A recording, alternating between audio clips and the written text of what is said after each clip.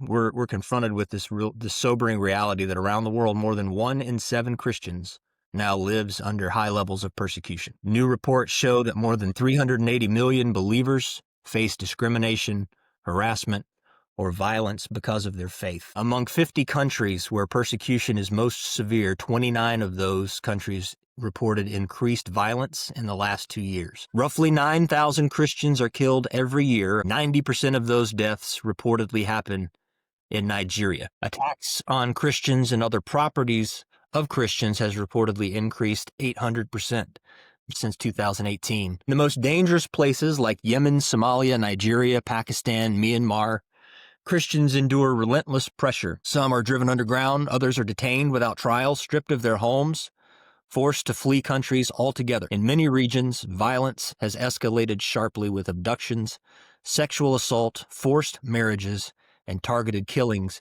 becoming tragically common. Nigeria alone accounts for the vast majority of Christian deaths worldwide. The threats go beyond people to places of worship. Churches and Christian properties are being attacked at alarming rates, and part of the broader pattern of hostility stretching from the Middle East and Africa to Asia and beyond. Taken together, though, these findings paint a clear and urgent picture. Christian persecution is not an isolated problem or a distant tragedy.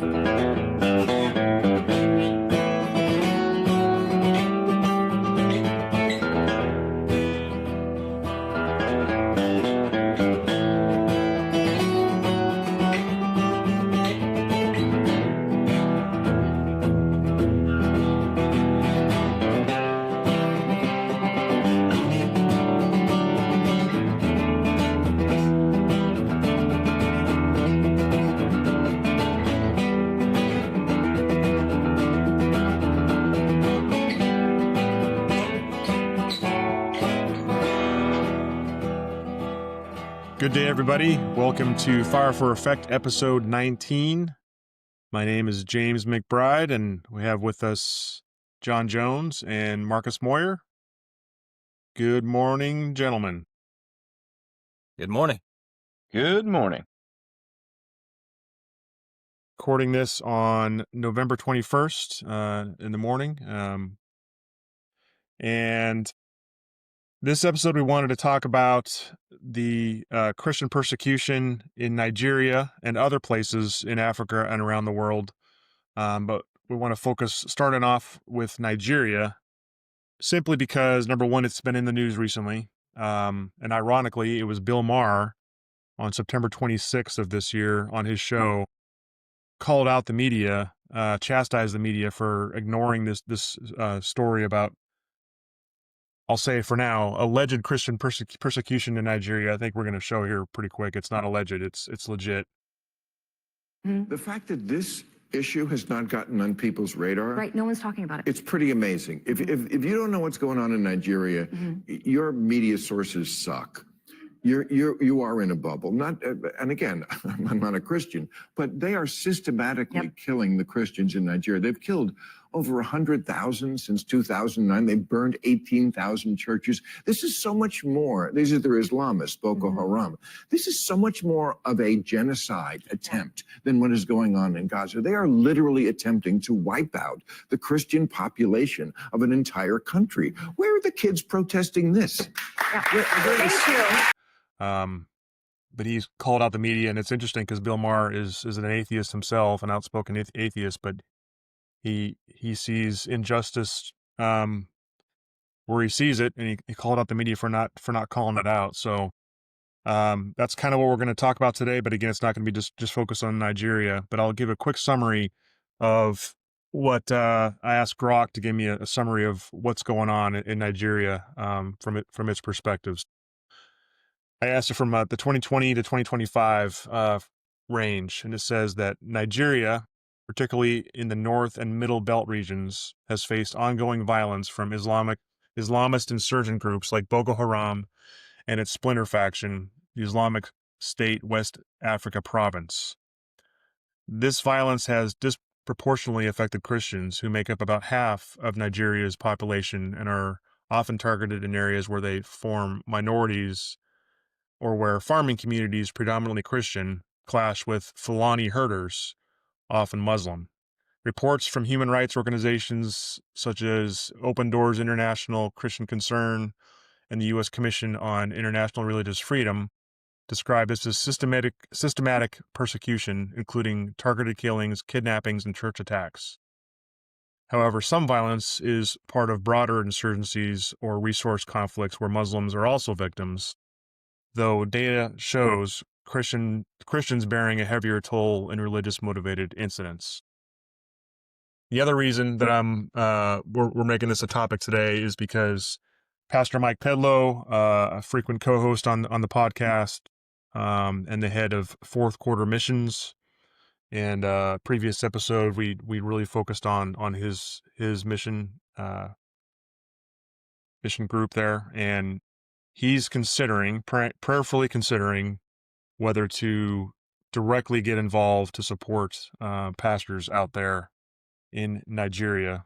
And Pastor Mike couldn't be with us today, but we'll talk to him in a follow-on podcast about this. But he sent us a text saying that if he feels the Lord's calling him to support, he said that his goal in heading to Nigeria in the spring, if the Lord directs and provides, is one, to encourage pastors and churches, provide preaching help, and help with economics.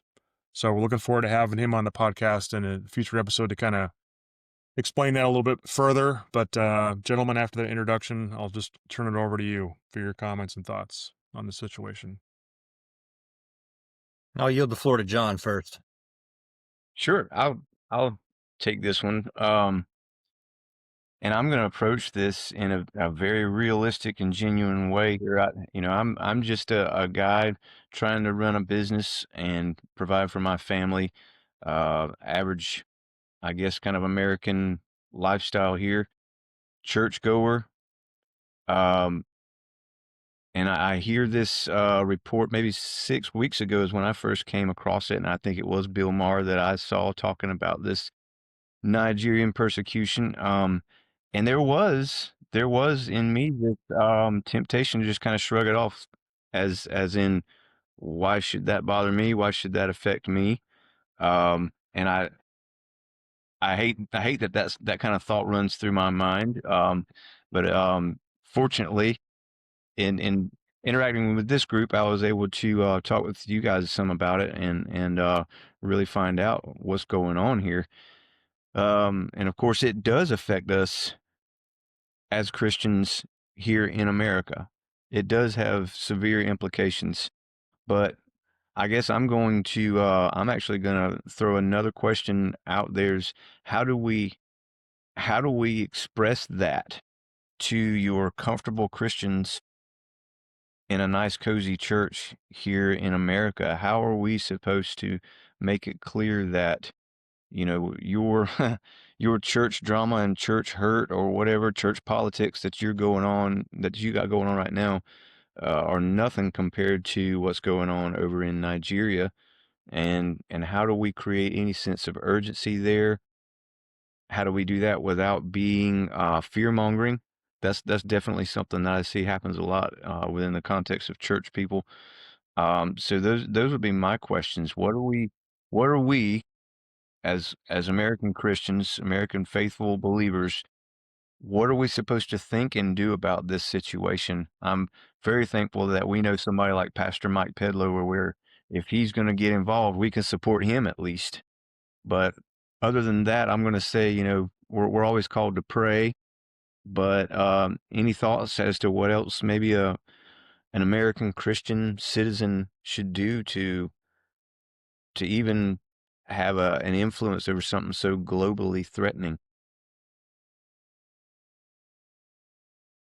Yeah, it's an excellent question, and it's kind of an overwhelming question too if you really start to think about the magnitude of what we're talking about here, because it's not just Nigeria, it's all over the world to a much greater extent than I realized before I started studying on this when Nigeria came to the forefront just a few weeks ago.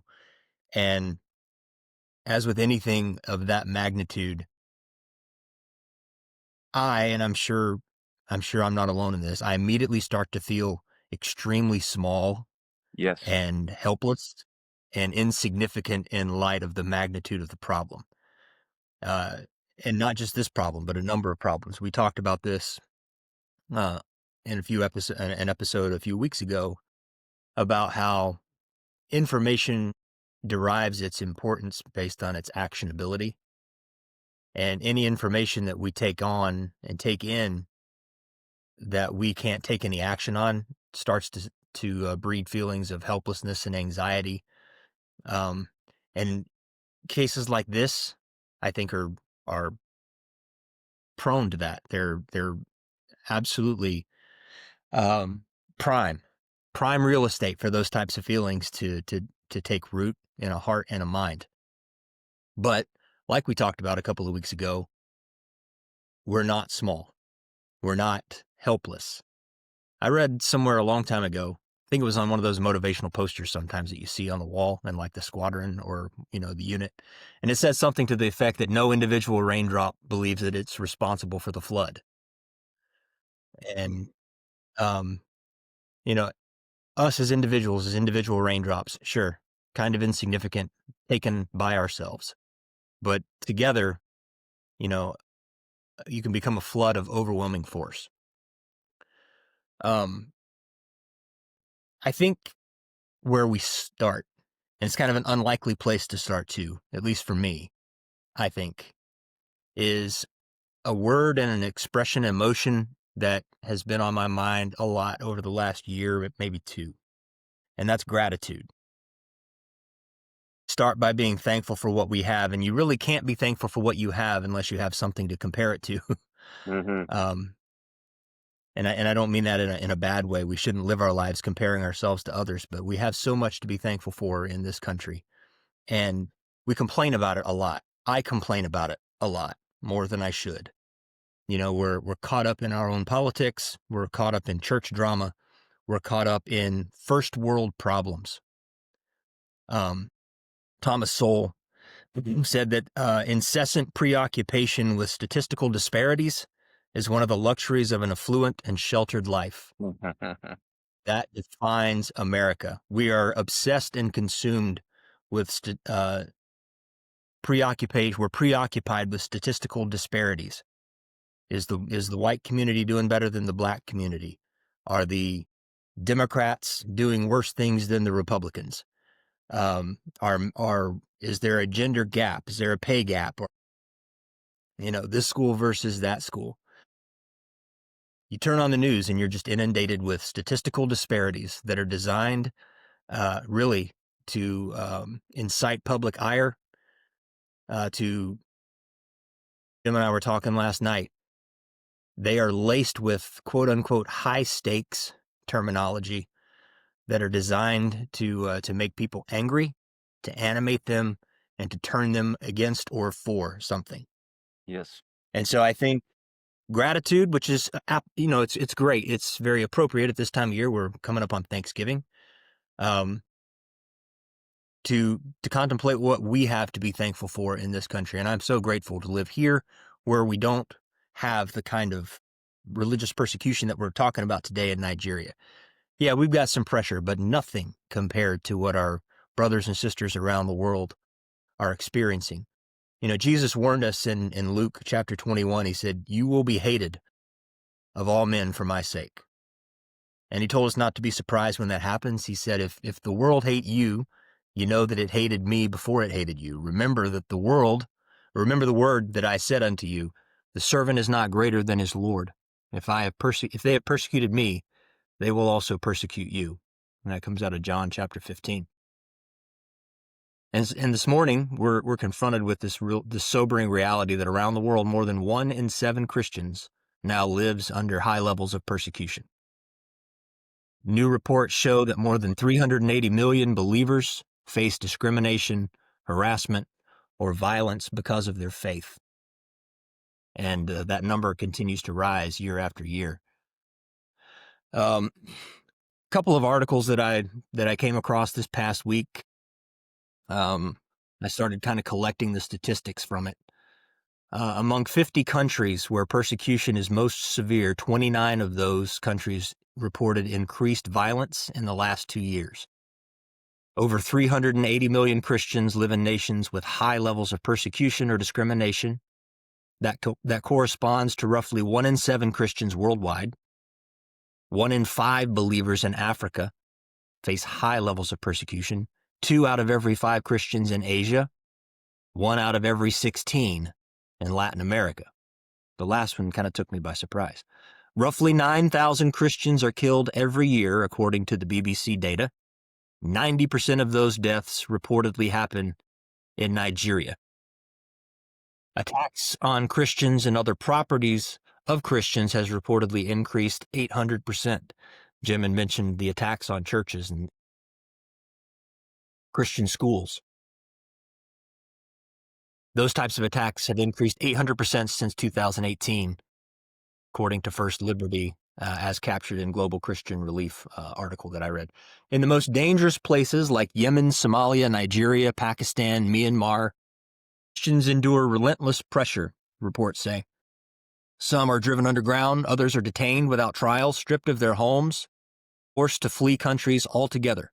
In many regions, violence has escalated sharply with abductions, sexual assault, forced marriages, and targeted killings becoming tragically common. Again, Nigeria alone accounts for the vast majority of Christian deaths worldwide. The threats go beyond people to places of worship. Churches and Christian properties are being attacked at alarming rates, and part of the broader pattern of hostility stretching from the Middle East and Africa to Asia and beyond. And even these statistics likely understate the crisis, as many believers are too afraid to report what they face. Taken together, though, these findings paint a clear and urgent picture. Christian persecution is not an isolated problem or a distant tragedy. As I mentioned before, 1 in 16 Christians in Latin America, in Mexico, face high levels of persecution, and that is very close to home. Pastor Mike goes down there all the time, with fourth quarter missions. It's a global human rights crisis, growing, multifaceted, and deeply personal for millions who simply wish to worship freely. Today, we're drawing attention to some of those stories and trying to commit ourselves and our fellow citizens here in America to understand the weight of what those Christians are enduring. There's a map that I'll share with you, gentlemen, real quickly, and we'll put this in the links for the show. But they've created a map of the most difficult places in the world to be a Christian. It's an interactive map, and they grade these locations on a scale taking 6 factors into account: personal life, family life, community life, national life, church life, and violence. See if I can pull this up real quick. So these are the most difficult places to be a Christian as of 2025. 50 countries where Christian persecution is the worst. And the one we're talking about today is Nigeria, which ranks 7th out of the top 50 if you take all 6 of those categories together. However, if you're talking about just violence, Nigeria is number 1. Bill Maher was right. He was. And frequently the case, I think, surprisingly. It's been interesting to watch his journey, if you Isn't will. there a scripture that says something about the children of darkness being wiser in this generation than the children of light? Something to that effect. I think there is, but I can't think of the reference off the top of my head. Yeah, it's just, I don't know, that keeps going through my mind, and I don't know if that has any real context here to Bill Maher, but I watch a lot of preachers on YouTube. I know you guys do too, but I also tune into a lot of guys who are definitely not Christian preacher kind of guys. They're just controversial, and they're always in search of some kind of truth, and sometimes those are the guys who who blow the lid off something that we as Christians maybe have swept under the rug for a while now. I don't know. It's a pretty interesting scenario. Sure. Oh, but I didn't derail you there, Marcus, on your thought. I was just going to say, though, that I wanted to comment on a couple things you said and what John just said too. You mentioned, you started off towards the beginning of that last segment talking about how blessed we are, how easy we have it, how great things are for us in America in general. And the first thing I thought about, because you were leading up to the persecution in other parts of the world, and we just don't experience that here. But I also was just thinking about how, when we do have not persecution necessarily in America, but, natural disasters, for example, in North Carolina and Helene, how long ago was that now? 18 months ago, something like that. Or in Texas or wherever they happen, and they happen periodically, it is so human nature, even us as Christians, to it's just human nature to value comfort and to not want to make ourselves uncomfortable to help those who are not comfortable or those who are being persecuted or in need. Um, and it's the church that steps up the most. And I think, overwhelmingly, believers, faithful people that do help the most. But still there's a lack of willingness to step into the fire, so to speak, and help those who are under fire and who are suffering and persecuted and going through serious trials. And I don't remember the scripture off the top of my head, but speaking of Christians being persecuted, Jesus said that you will be persecuted. There will be trials in your life, and we immediately tend to bring that down to our own personal lives and the internal struggles we have with family and friends or things like that, job, that kind of stuff. But there's also what's happening in Nigeria and other places around the world. And we know that there's underground churches in China and other places that are they're taking a risk every single day, a knowing risk every single day, just by being public believers or trying to worship together in private, knowing that at any moment, the government forces could come and take them to prison or do whatever that they do in places like China. So it's, tying it back to Mike again, just his willingness to even consider. I mean, I know our viewers don't necessarily know how big of an organization Mike Pedlow's mission is, but it's very small, and he's a retired pastor, living in a small town in Southern California. It's not Samaritan's Purse. It's not this huge ministry, but the fact that he's willing to consider going to Nigeria with all this stuff happening, that's the mindset that we frankly all should have more of, and God puts us in this place where we are in our lives to serve faithfully, and represent our faith in him in our daily lives. And we do, hopefully and prayerfully influence the circles around us. And we do have a role here, taking care of our families and things like that, and serving on our jobs faithfully. And, but yeah, it's a huge challenge just to see that what you showed, that map, Marcus, of just how much persecution there is around the world and how little we know about it and how little we talk about it, even in our churches. And ironically, just to John's point, it takes Bill Maher of all people to bring it to the forefront of our. We wouldn't be talking about this right now, I don't think, if Bill Maher didn't bring that up in his episode in September, and it just led to this, back and forth on the topic. And I was before we started, I was talking about how doing quick research on this, and if I can find it here, I was just googling or googling when Bill Maher said this, and it was in late September. And of course, I'm looking at the other links that was sent about the topic. And there's some Christian, Christian Daily talking about, Bill Maher bringing this to the forefront of our knowledge, and Premier Christian News, Fox News, all talking about it. And then Al Jazeera, they published an article shortly after that says, no, the title of the article, "No, Bill Maher, there is no Christian genocide in Nigeria." And there's other reports like that too. So like, it's just interesting how we're so, if you talk about any of the, either something, political in nature, left wing, right wing, or Christian or not Christian, or whatever it is, there's mainstream media that will immediately try to undermine the topic if it doesn't fit their agenda or their worldview, I guess. And that's a great example right there.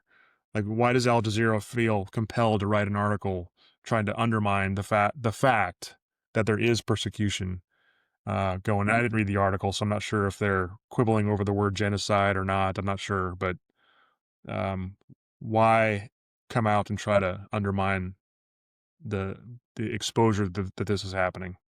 So I'll stop there. It's just interesting, sociological reaction to these kind of things. It is. I will maybe chime in. I was just kind of thinking about the whole story of, and I'm going to go kind of in a circular way, but it's coming back to the point here. I think of getting this information from Bill Maher. I was just thinking about the story of Christ, though, how it was often shepherds or women that were delivering the news of Jesus Christ, and they were the most, or I should say, the least reliable source at that time. In other words, it wasn't the religious leaders who were sharing the news for people to hear. It was the most unexpected routes that God brought the truth out. And maybe that's kind of what we're seeing here again playing out, is that, if somebody like Franklin Graham had come out and said, "Hey, there's Christians being persecuted in Nigeria," a lot of people would have said, "Oh, he's just trying to play the victim," or he's just trying to blow this thing out of proportion. But being that, I'm going to say, God used Bill Maher to bring this out, a lot of people are paying attention that otherwise would have just written it off as Christians trying to cry foul or something of that nature. I don't know. Maybe I'm reading too much into that, but that's kind of where my mind was going. Um, but I'll also pose a question. Maybe you guys can answer this. I don't know. I get the sense that when we're talking about Muslims or anybody of the Islamic faith doing the persecution over there, it doesn't sound like an organized um, attack. I always kind of picture anything going on over there, including the Muslims, is that there's a whole lot of factions, tribal tribes, and all that sort of thing.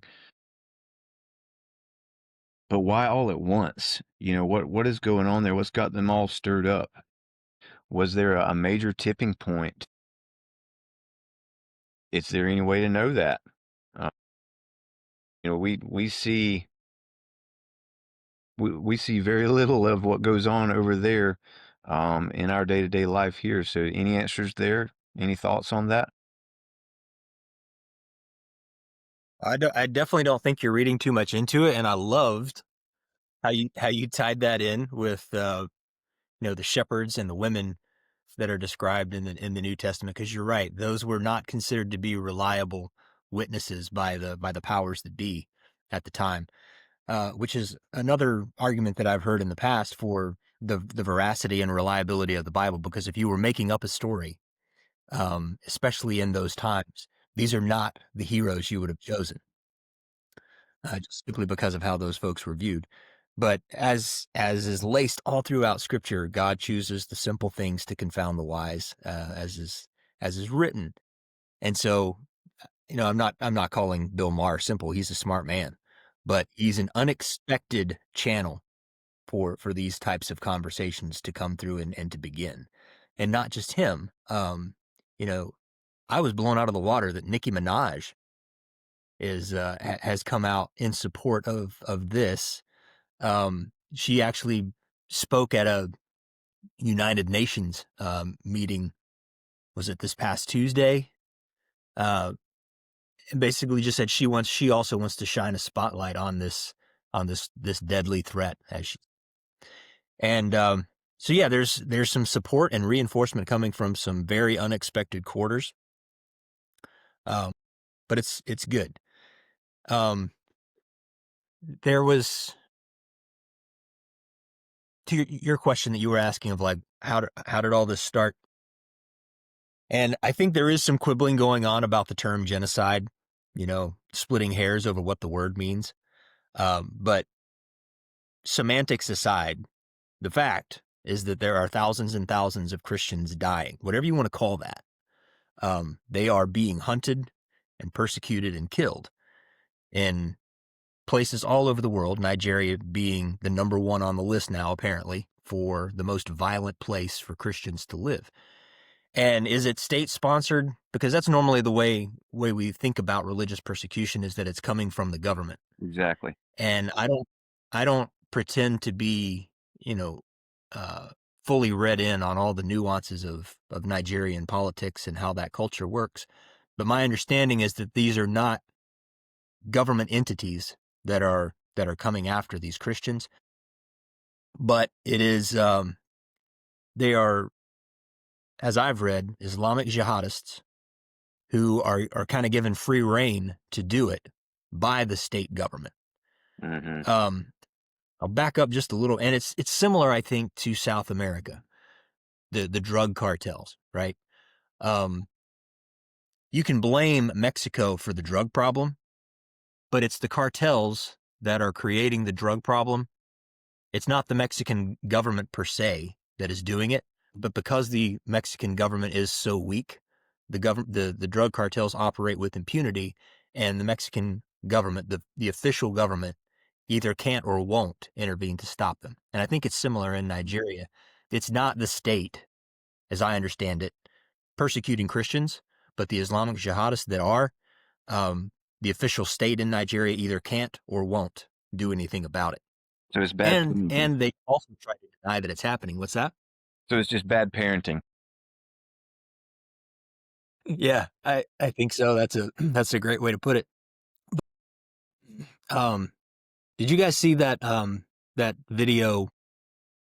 Okay, it was on social media a couple of weeks ago of the Nigerian pastor that was trying to draw attention to this. He was actually standing in a mass grave of Christians who had just been killed. Oh my God. And he was imploring the international community, and specifically the United States Senate, and more specifically President Trump, to do something, to intervene, to help them. I'll show that here if you guys would like to see it. We are tired to be outside performing prayer every day, and they expect us to silence. Now is an order. Nigerian government came out openly and denied there is no massacre, there is no genocide of Christians in Nigeria. And look at it today. Is there any Muslim? United Nations, I know you're watching me. American Senate, you are watching what I'm doing. I'm saying here. Special advisor to Trump. Now, please tell Trump to save our life in Nigeria. They are killing Christians in Nigeria. Massacre Christians. If they say they kill Muslims, Muslims are being killed. By who? By Muslims. We are tired. Incredible. It really I is. did see that now that you play it. Yeah. Man. So Trump was paying attention. Yeah. Was it this past Saturday? He came out and threatened military intervention in Nigeria and withholding all foreign aid of its government if the government continues to allow this killing of Christians. He said it. President Trump said in a post on social media that if Nigeria does not halt the persecution of Christians, he may send U.S. troops, guns blazing, to completely wipe out the Islamic terrorists who are committing these horrible atrocities. He said, "I am hereby instructing our Department of War to prepare for possible action If we attack, it will be fast, vicious, and sweet, just like the terrorist thugs attacked our cherished Christians. He said the United States cannot stand by while such atrocities are happening in Nigeria and numerous other countries. We stand ready, willing, and able to save our great Christian population around the world. And he threatened possible sanctions against the West African nation, declaring it a country of particular concern in terms of religious freedom. And I believe that designation as a country of particular concern is that's a legal term. I'm not 100% sure what all that entails, but I think labeling it as such opens certain avenues and courses of actions. But the Nigerian president pushed back on that. And as Jim was saying, Al Jazeera came out, with an article pushing back and claiming that these atrocities weren't actually happening. The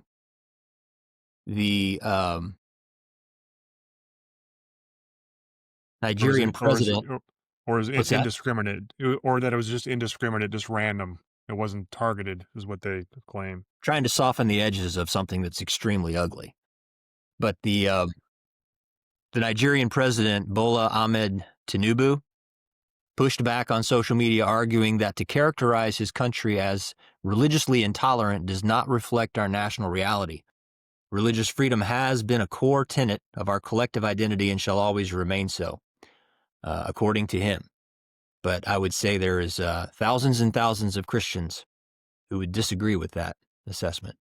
And also, Trump's designation of Nigeria as this country of particular interest, a bipartisan United States Commission on International Religious Freedom concurred with that and also urged that the U.S. government designate Nigeria as a country of particular concern in its 2025 annual report, highlighting religious persecution of both Christians and Muslims. Interesting. John, you had also asked the question. I'm sorry, go ahead, Jim. I was going to say, we could talk about this in a minute if you want to, but when Trump came out in support of the Christian persecution in Nigeria and alluding to potentially the U.S. getting involved, that could take us in a whole different direction on the discussion maybe a little bit later here, but about America interventionism, because there's a very large faction, ironically, particularly on the right, on the political right of the spectrum, for the U.S. being a non-interventionist. Used to be the faction on the left back in the 80s, 90s. It seemed like, and somehow that's flipped. And I'm generally in support of that idea. Of meaning either the U.S. shouldn't be the world's police force, as they say. And a lot of people are saying, like including Tucker Carlson and other folks of his ilk, that this is not our fight. This has nothing to do with U.S. national interests. And up until this situation, I was kind of more or less agreeing with him. I don't fully agree with that mindset, because I think we have to be involved and should be involved in certain parts of the world, including Israel and places like that, represent and stand for, Western values and our strong allies of America. This is interestingly different, because it's not that Nigeria is like a super strong ally of America, and I don't know if we have overwhelming interests there as clearly defined as we do in places like Israel. Mm-hmm. It's more of it reminds me of during the Clinton administration. It was somewhere else in Africa there was persecution going on, and I forget if it was religiously based or not. I think it just might have been ethnically based. There was true genocide, and George Clooney was out all the time talking about it. We need to get involved. We need to get involved.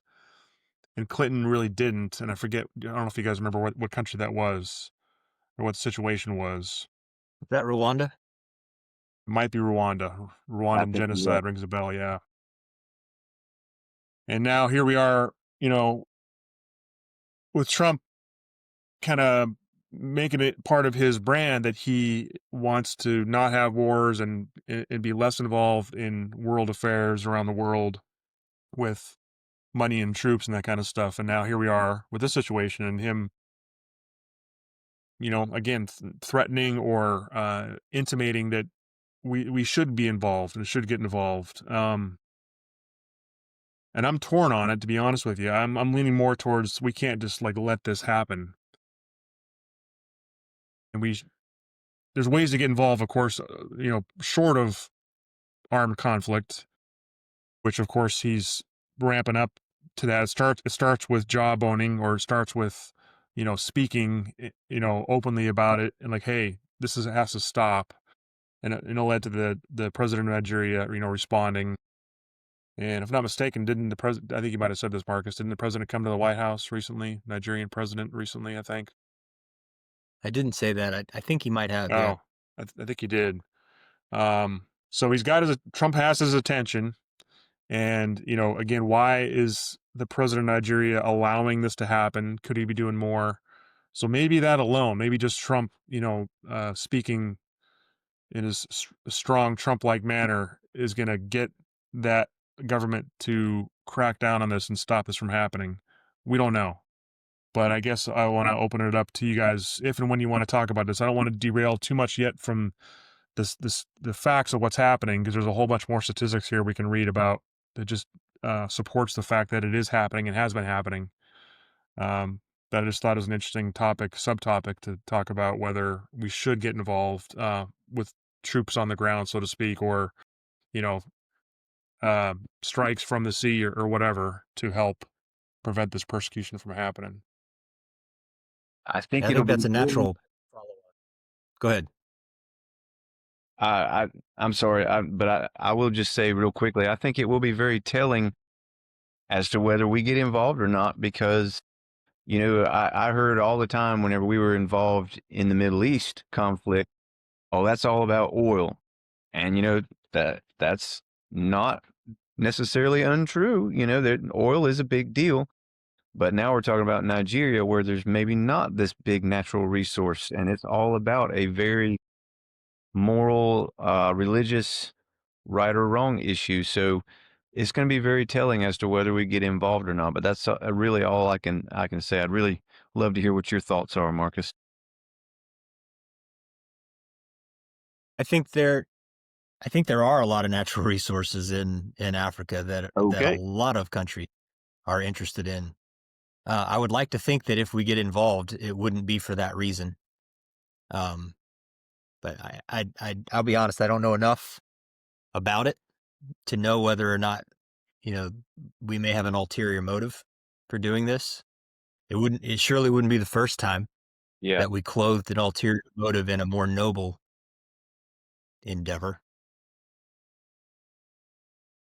I think both of those questions are a natural outflow of where the conversation's going. But before we get there, I'd like to back up and talk about John's question about, was there a cataclysmic event, so to speak, that touched all of this off?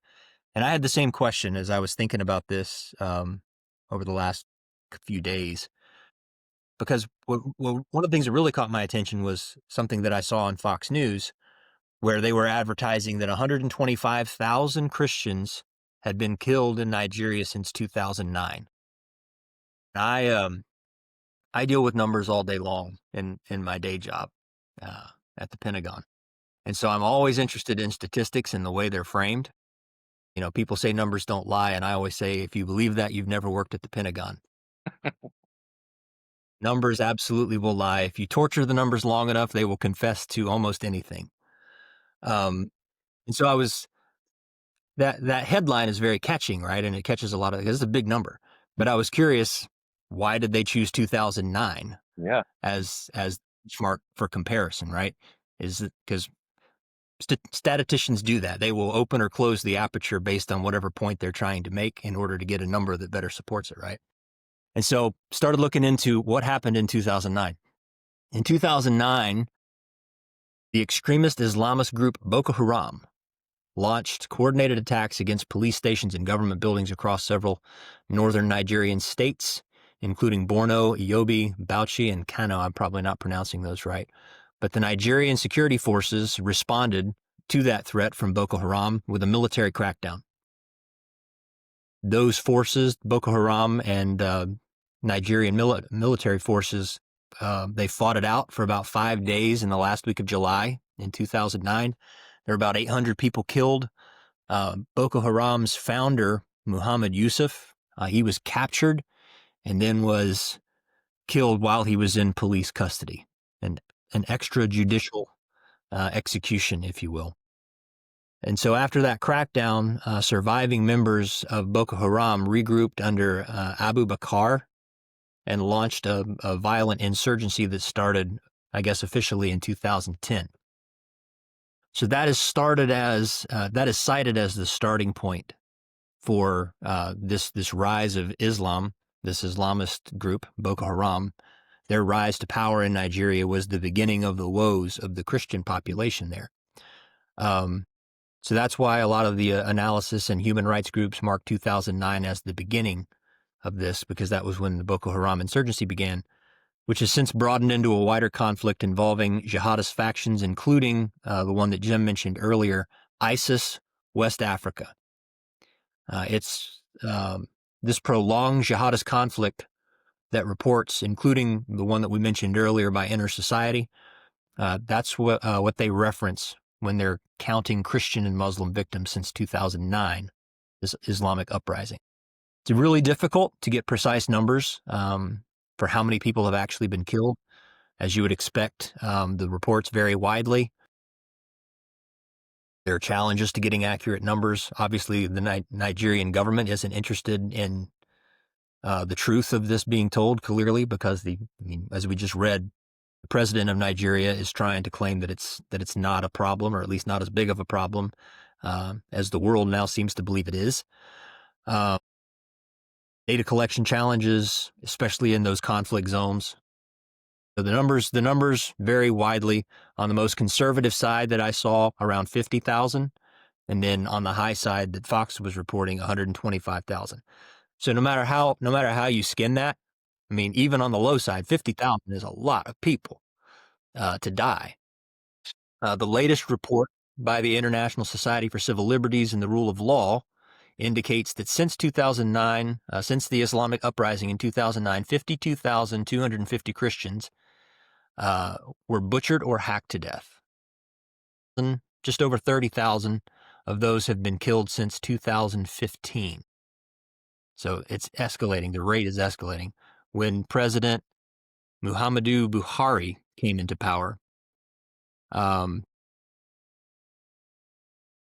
it says religious persecution and other forms of religious violence by state and non-state actors across Nigeria since 2010. So at least that report indicates that maybe there is some state-sponsored persecution going on as well. Buhari's radical Islamism since 2015, according to this report, killed 30,250 Christians and attacked 18,000 churches and 2,000 Christian schools, the authors of the report say. And add that, since 2009, 14 million Christians have been uprooted and forced to flee their homes, and 800 Christian communities have been attacked. In 2023, the investigation says, Inner Society researchers found that no fewer than 1,041 defenseless Christians were hacked to death by Nigeria's jihadists in the first 100 days of 2023, so between January 1st and April 10th, 2023. So those are the most recent statistics and reports. And again, I think on the low side, on the more conservative estimates coming out of Nigeria.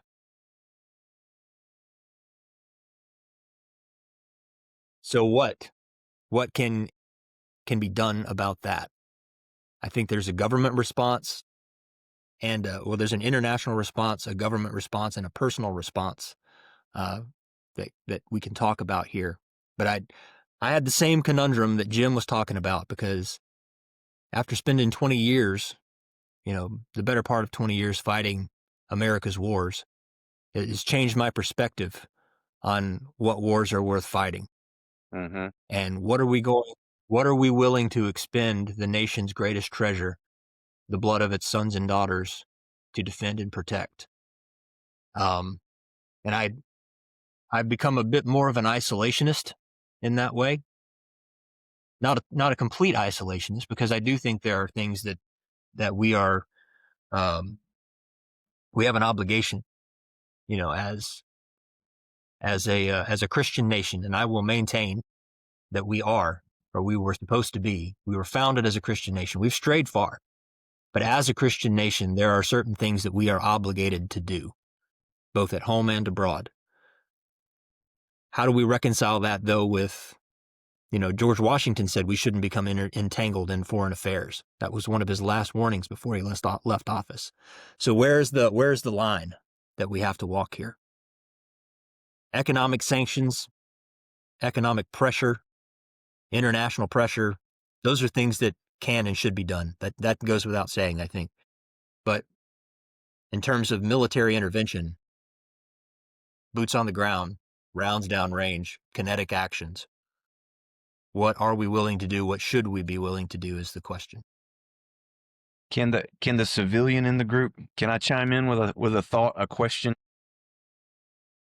Please. Absolutely. So, man, my mind's really just spinning with a lot of things right now. I'll try and narrow it down. I remember something that happened in Afghanistan, and I either read this or saw it in a movie. I don't remember, but there was a CIA operative who said what we lacked was the end game, and he didn't say it that nice. He said it very in a vulgar way. He said we had no end game.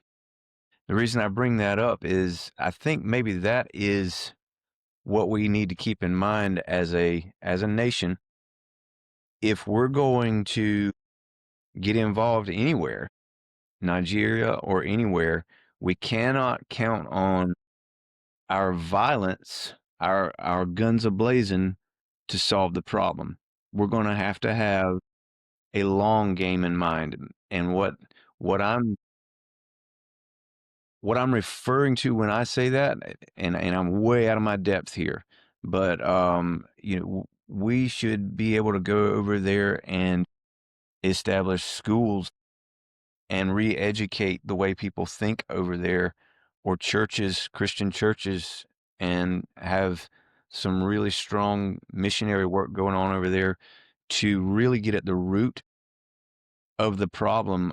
Just going over there and trying to put the crosshairs on all the bad guys, I don't think you're ever going to get, it's what, where they talk about you cut one head off a snake and two more appear all of a sudden.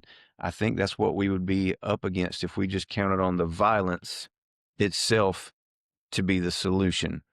So look, while we were talking about this thing, in the back of my mind, I was trying to decide how many boxes of ammo I had and should I get on a plane and head to Nigeria. So I'm not against violence whenever it's time for it. But, I think just counting on that to be the solution, the American might and all that, that's a start, and that's all it is.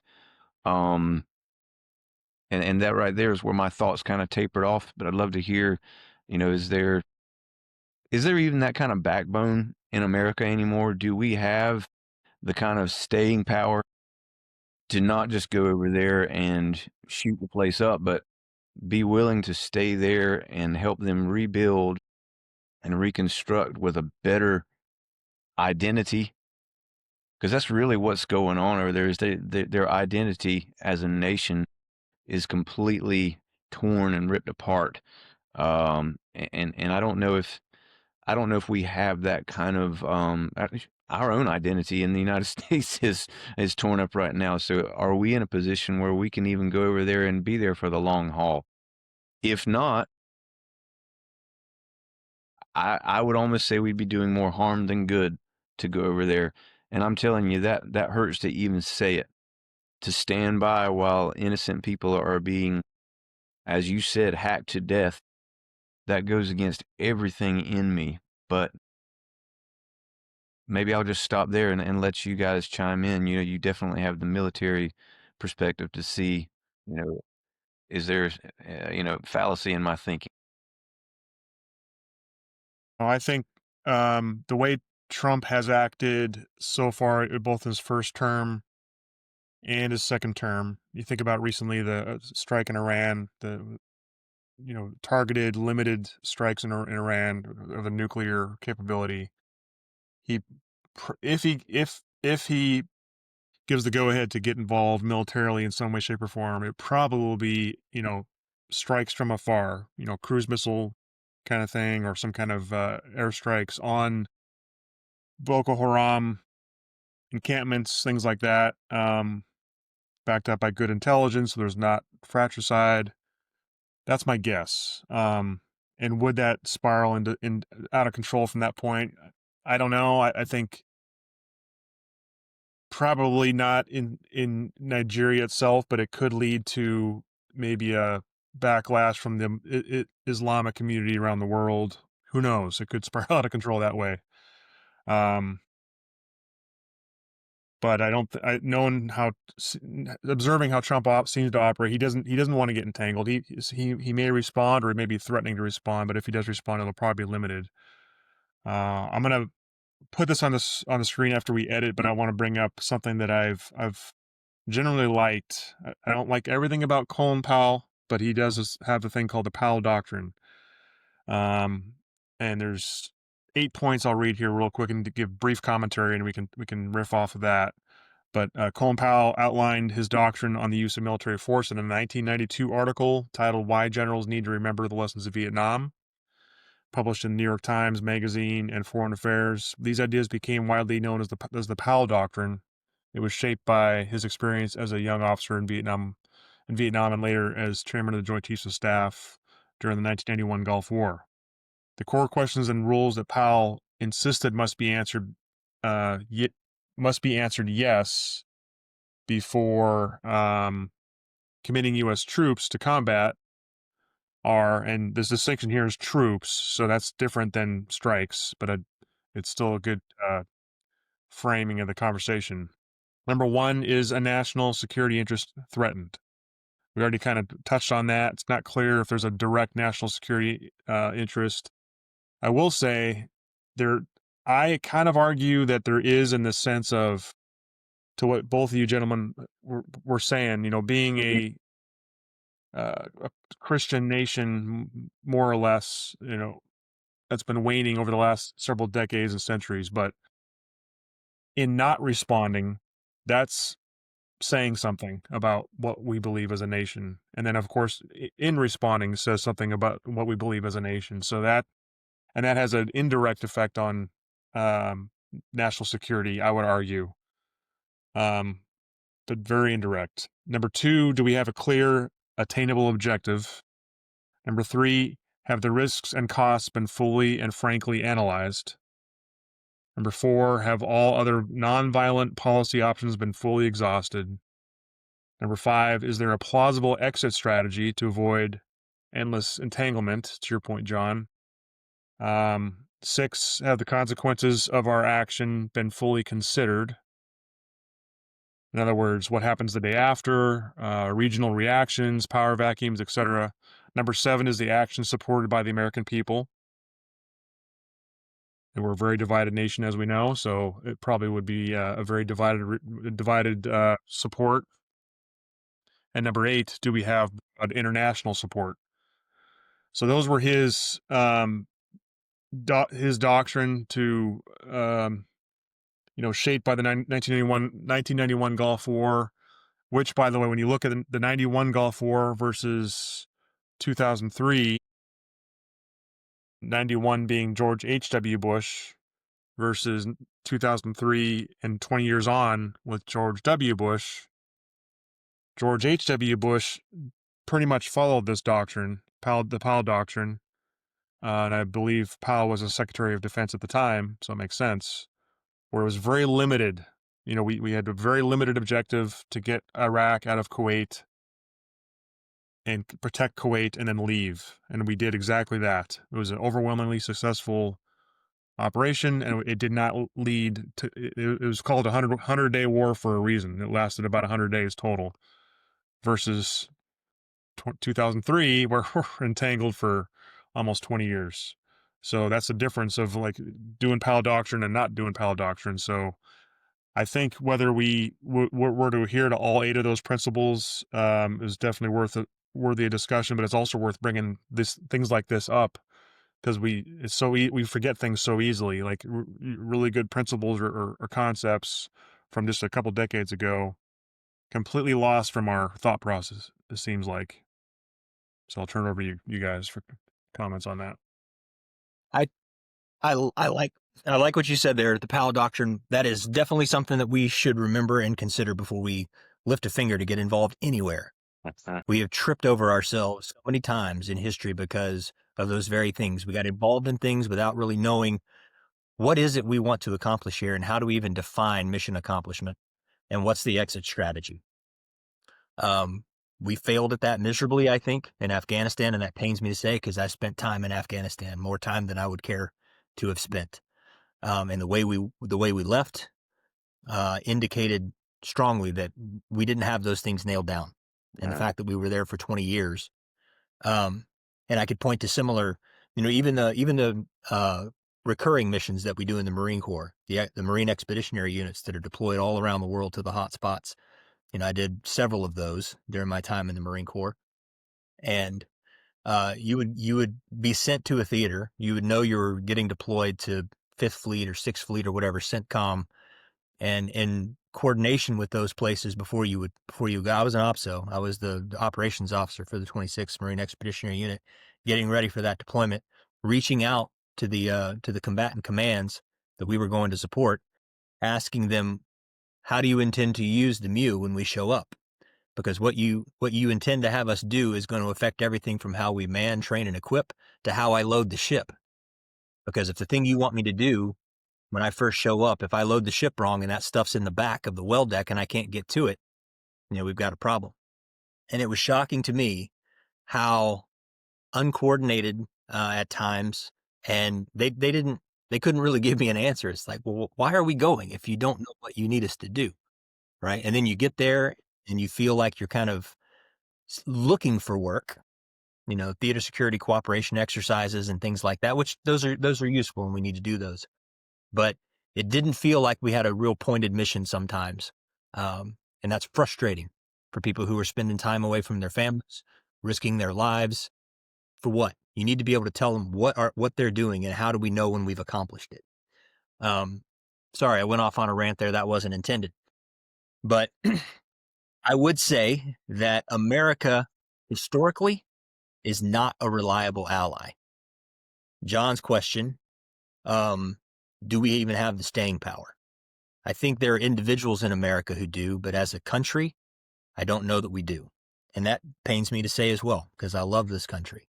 But if you go back to Vietnam, if you go to Afghanistan, if you ask those people, is America a reliable friend, a reliable ally? I think at best you'd get mixed answers. At worst, you would get a pretty solid no. When we lose our stomach for the fight, or when we believe that there's no longer anything in it for us, we're prone to leave.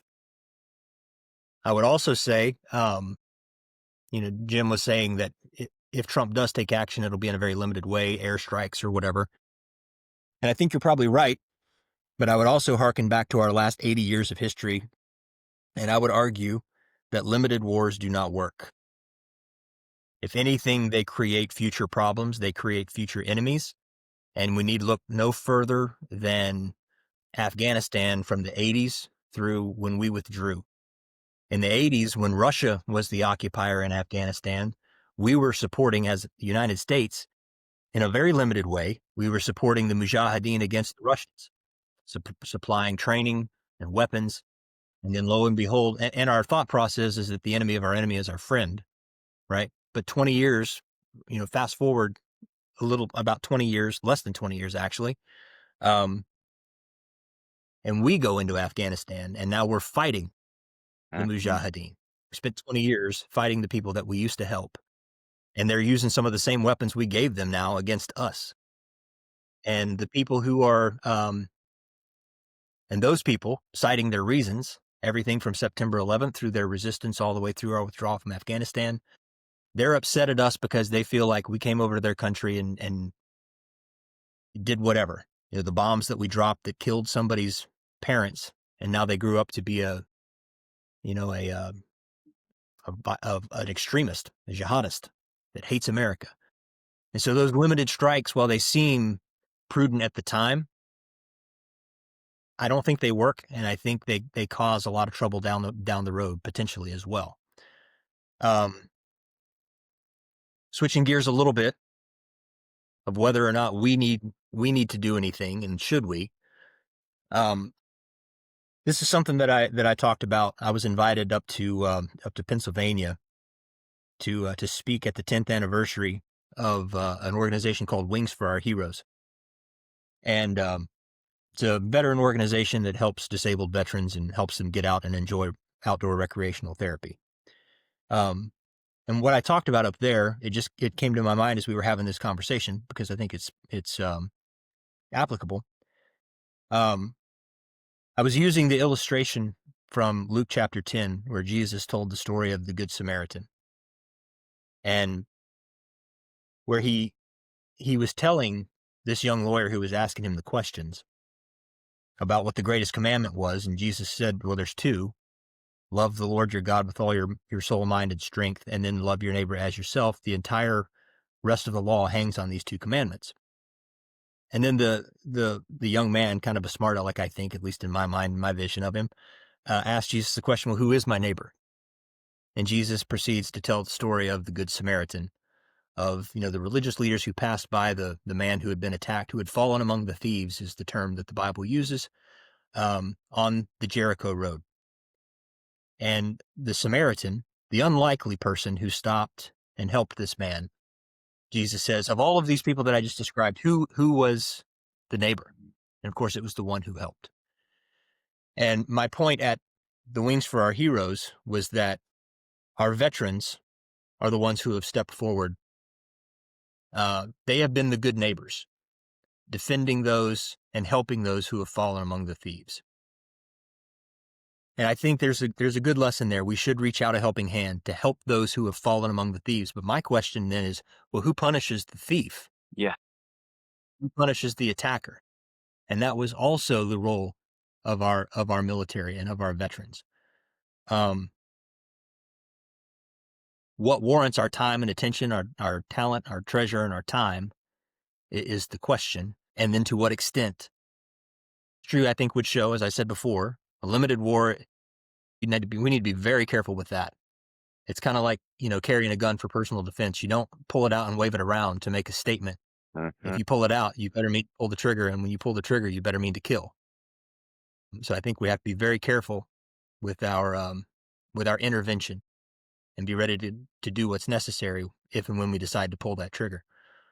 My last point, and then I'll turn it over to you guys, is maybe, again, I'm reminded of the story in Esther. Maybe the thing that's lacking for the Nigerian Christians is the ability to defend themselves.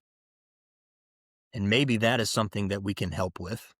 If you remember the story of Esther, Haman comes to power, and it's his intention to completely eradicate the Jews that are living there in Persia at the time. And through some trickery and deception, he convinces King Xerxes to write that decree. And in the laws of the Medes and the Persians, as we read, once the decree is written, it can't be undone. So even when the king realizes what he's done, it's too late to change the decree.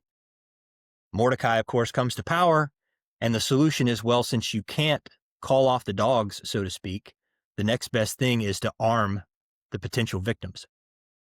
And then on the designated day, when the Persians, with, it's almost like the purge, anything goes on this particular day, and you can kill as many Jews as you like, and it's completely legal. That day rolls around, and all of the Jews have armed themselves.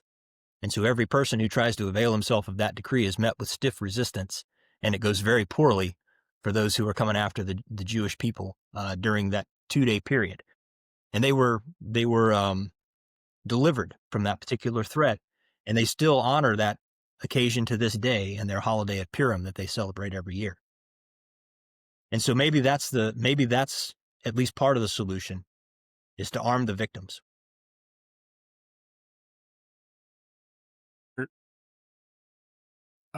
Hopefully you guys can remember the name of this organization, because I hate to bring up something that I want to get across and I can't think of it. It's a Christian organization that does what you're saying, Marcus, and it started in one country, so the name of the organization involves the name of the country. And he basically went and taught the people that were being persecuted somewhere in South America, I think, to survive and defend themselves against persecution. I know And the ones you're talking about, but it's not coming to me either. Man, I've got to remember this because I want the public to hear about this organization. And there's a movie about them that is a documentary that's just unbelievable. I can see his face in my mind and everything. It's just not coming to me. Yeah, it's such a great story. It's not Victor Marx, is it? It might be the guy. I can't remember the name of the organization. It's Rich was actually thinking about joining those guys. He could tell us if he was here right now. I hope you're going to edit this part out, because okay. I'm gonna. No, I want to keep. Hopefully, I can keep it in if I can remember the name of it. I'll keep talking, and I'm going to Google it. But he does what you're saying, Marcus. Like he went and he brought his family down there and everything. The documentary is just unbelievable, and he's just a super faithful Christian, and he teaches. It looks like he's like a military type tactics, but it's not to kill the enemy. It's not to kill the persecutors. It's just to survive and defend themselves. It's not Victor Marx with All Things Possible, is it? No, that's not the one. Anyway, you guys keep talking. I'm going to Google and try to find this thing, because it's worth talking about for a minute. But he does exactly what you're saying, Marcus. Like that's a great thought. Like to go, not, and I would say, what's that? Doesn't it start with the letter T? I keep wanting to say, no, it's okay. I'll find it here.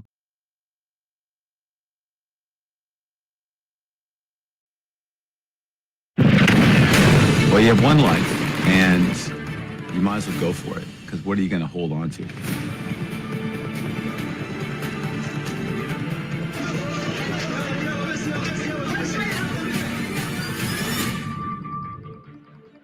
I grew up as a missionary kid in Thailand. I remember thinking, I think I'm more of a soldier. I felt God had something else for me to do. I turned to Karen and I said, I'm going to Burma. Will you come with me? Will you marry me? I felt in my heart, say no and let it go, or you say yes and you get in.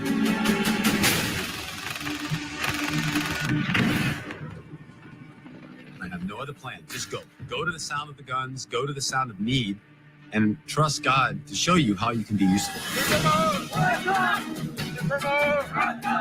David Eubank, a former Special Forces captain, has gone on to found a relief group called the Free Burma Rangers, helping those fleeing the front lines of war. His wife and 3 children go with him into the conflict areas.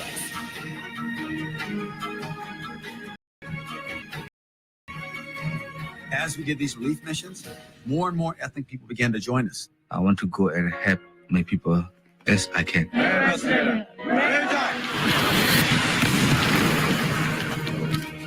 We hope these things will change the world. We're here on the border of Iraq, and these are all refugees that have been fleeing ISIS. It's the craziest thing in the world to do. And yet we knew we had to respond. I felt God's voice, get on your knees and pray. Get on my knees. I look like a Christian nutcase, man. ISIS just opens up on 3 sides. Bullets are pinging off the Humvee like crazy. Everything is just right there on the edge. How far is that going to take Dave? Yeah, alive! Never. What's happened to you is wrong. We're going to help you. Even if we die trying, we're not going to leave you. Because you count. Jesus, help me.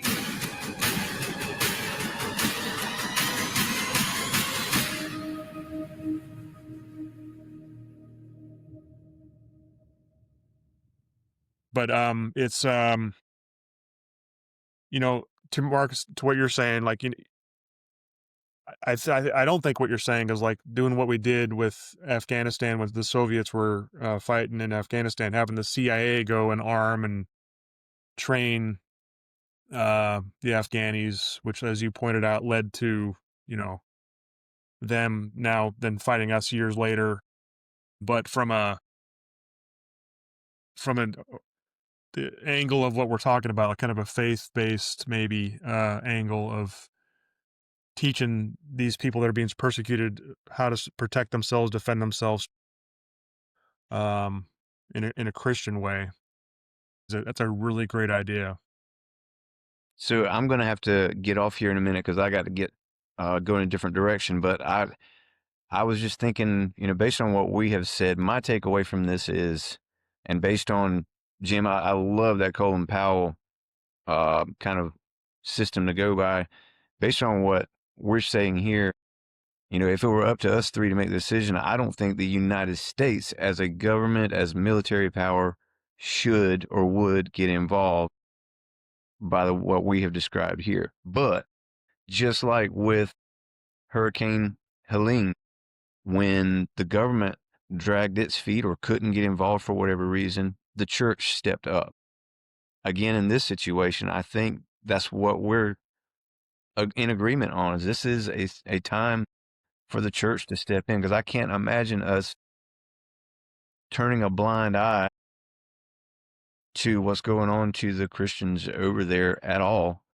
And I don't, you remember Pastor Pedlo's reference to just singing louder? If you guys remember that story about the Nazis, you know, exterminating the Jews and the church saying loud, we can't do that here.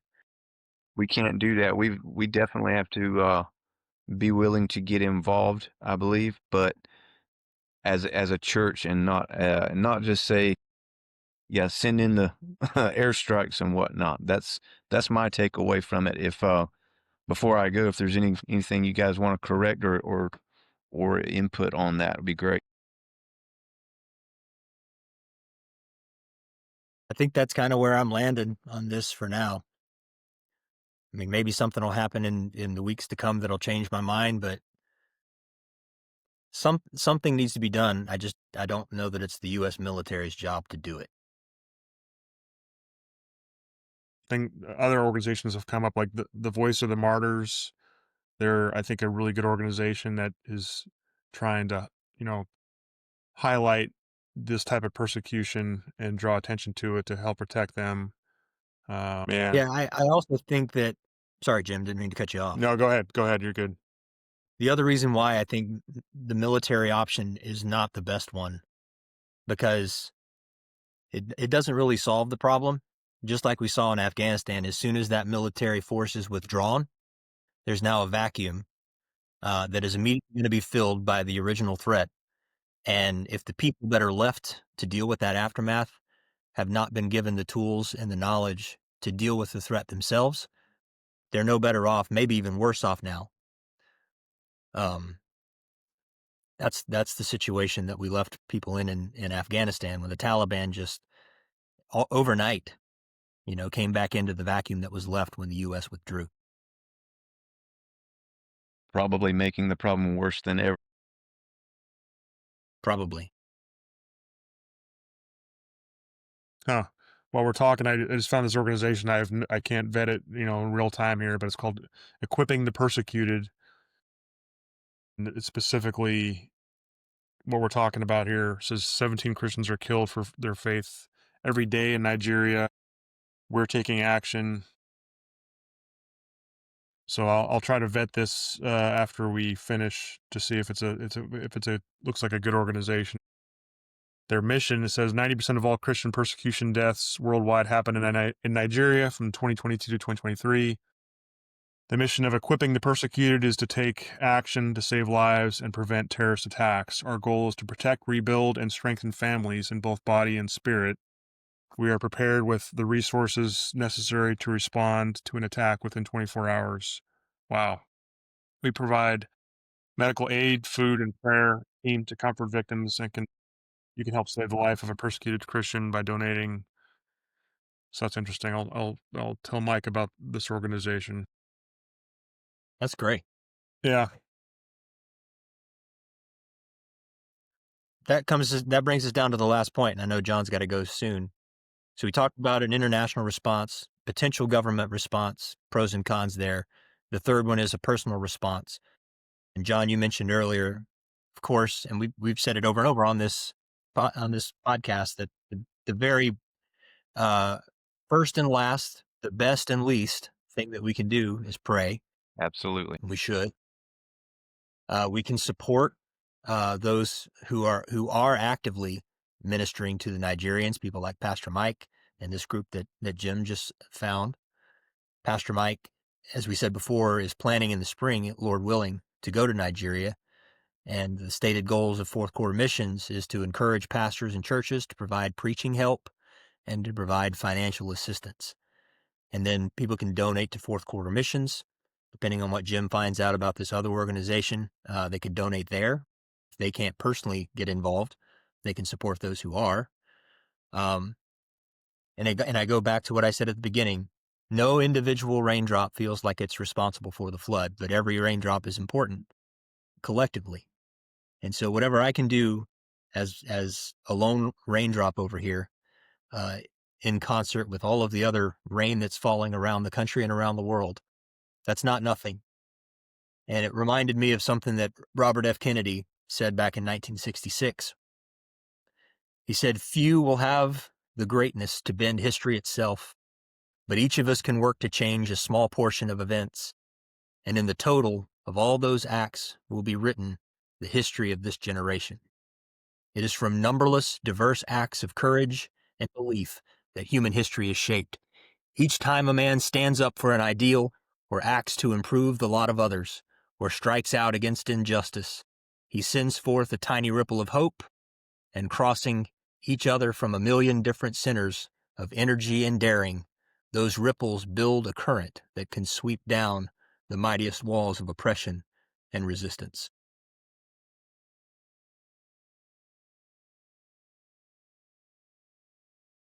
It's awesome. That's a good one Well, too. Yeah.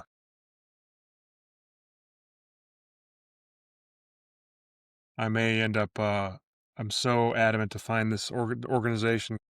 I may do a follow-on clip at the end of our podcast just to get it in there once I find it. Anyway, yeah, there's a lot more organizations out there than a lot of people are aware of. And again, huge hats off to Mike for even considering having his small organization going out there to help. And if and when he decides to do that, or when God makes it clear to him whether to do that or not, if it's a yes, then we can help tie him into maybe other organizations that he may not be aware of that are serving out there or want to serve out there to help him out. But yeah, it's a good discussion as far as a lot of things to think about, as Christians and as America as a whole, whether we should get involved or not in a foreign situation where Christians are being persecuted. And I will say one thing really quick. If the president does decide to strike Boko Haram, for example, with strikes, temporary limited strikes, for those who claim that, oh, it's not just Christians being persecuted, it's random violence, it's Muslims as well, then okay, then that helps them too.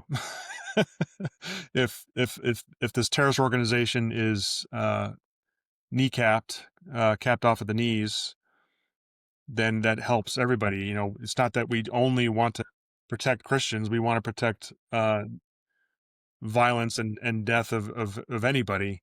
Absolutely. But when Christians are being specifically targeted and persecuted, it should definitely get our attention. Yeah. All right, gentlemen, I'm going to wrap this up. I appreciate you guys' time as always. Oh, and so this is episode 19. Episode 20, we're probably going to try to do, even though we're going to record just before Thanksgiving, it may not come out until Thanksgiving Day or the day after, depending on editing process, but I think we want to focus on historical Thanksgiving Day proclamations and kind of a little bit of the history of Thanksgiving, and we'll kind of iron out those details here in the next few days, but hopefully we can get several of us on that, get that recorded and out next week sometime. That'll be good. Looking forward to that. Yes, indeed. All right, gentlemen. Until then, for those who don't see that podcast in time, happy Thanksgiving. It's coming up real soon here. Plenty to be thankful for as Marcus opened up this podcast. Plenty to be thankful for, and despite the persecution happening around the world, or things happening in your own lives and your own families. There's plenty to be thankful for. We should focus on that. God tells us repeatedly to focus on that in the Old and New Testament. It's mentioned, focus on the good things and the blessings that he gives us, even in the midst of hardship and trial. And also, we should feel compelled to step up and help those who are in need in our corners of the world and around the world as much as we're able. Amen. 100%. All right, gentlemen. God bless as always. Have a good rest of the day and the week. God bless.